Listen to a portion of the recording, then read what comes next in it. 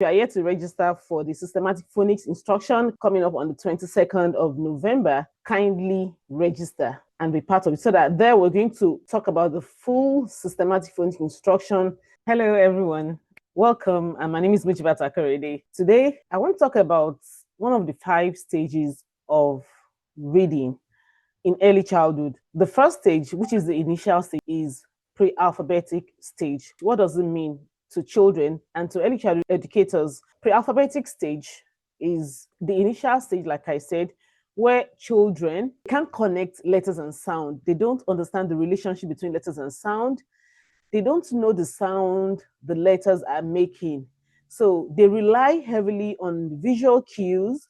They rely on color. They rely on shapes and position of the words they see. Then they connect the object they see around those words. They cannot decode because they don't understand the relationship between sound and letters. I'll be looking at about 6 areas of what children can actually do in pre-alphabetic stage. So what they can actually do. There are about 6 things that I'll be talking about, and I'll give example for each of those areas. So the first one is associating words with logo. Children don't read the words. Look at the context, they look at the color, they look at the logo that they see. So I'm going to give you one example now. Coca-Cola. They recognize Coca-Cola because of the red label. When they see it, they know that this is Coca-Cola. It's because of the color, it's because of the design of the label. Then another example is McDonald's.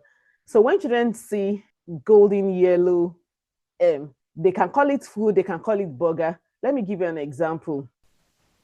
Liam. Hey, Liam. Hi. Hi, how old are you? 3. You are 3 years old. I'm going to show you some pictures, and you're going to tell me what they mean, okay? Okay. Can you do that? Yeah. All right, let's do it. What is that? What do you get there? Cheeseburgers. Cheeseburgers? Oh my gosh. So did you hear that? Just because of the logo, the child said cheeseburger. So they can call it food, they can call it burger, because they know they can connect the logo, they can connect it to where they actually get something to eat. Look at this Oreo biscuits.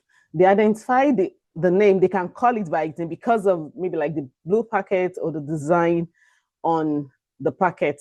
This is a stop sign. Children can recognize that this is a stop sign due to the color and the shape, the octagon shape. It's not because they can read but because they can recognize the design, the shape, and the color. Then the second one is children associate words based on the shape. They can memorize the outline or shape of a particular word. Let me give you an example.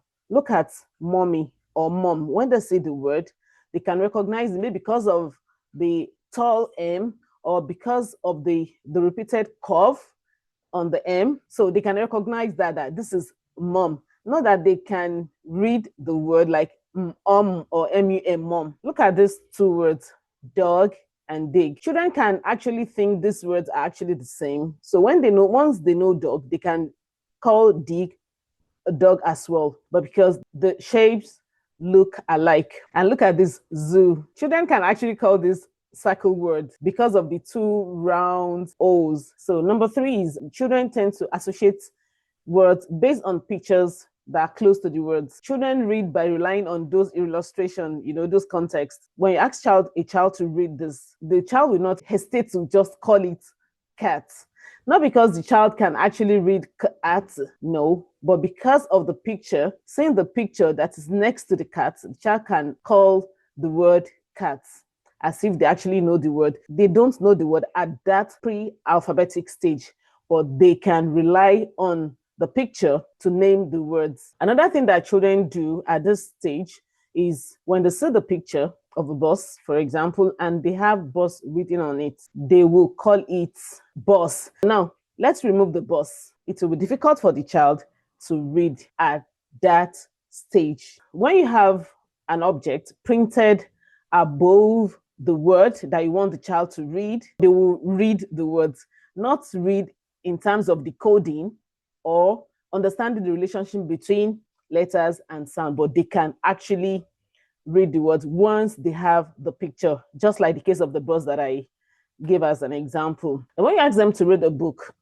they can describe the pictures, like this is a stick man or a tree man, but they can't decode that. They can't read the words. Like one day he wakes early and goes for a jog and so on and so forth. They won't be able to decode, they won't be able to read the words, but they can describe the picture once they see it.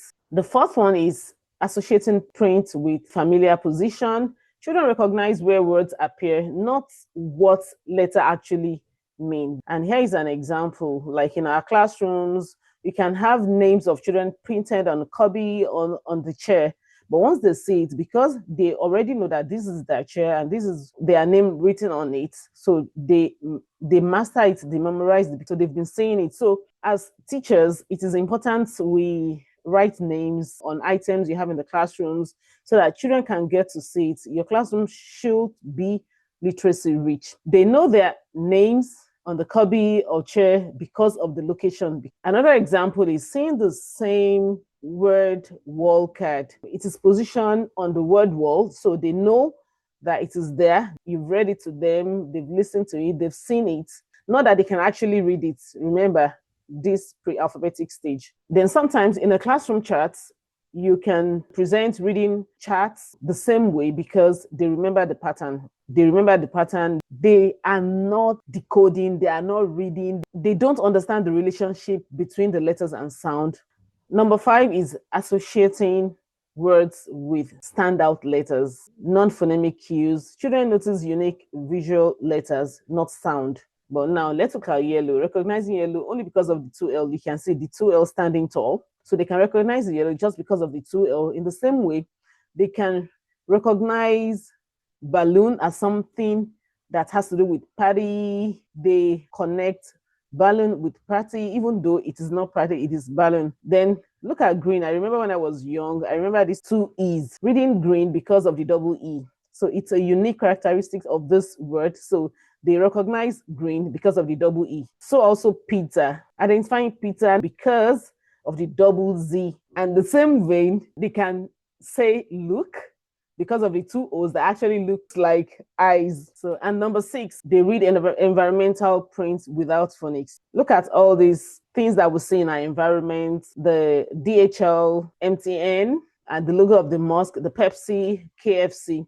So they can name all of those correctly because of the logo they've seen in the environment. And look at this, identify open and close sign because of the color. Open is green, close is blue.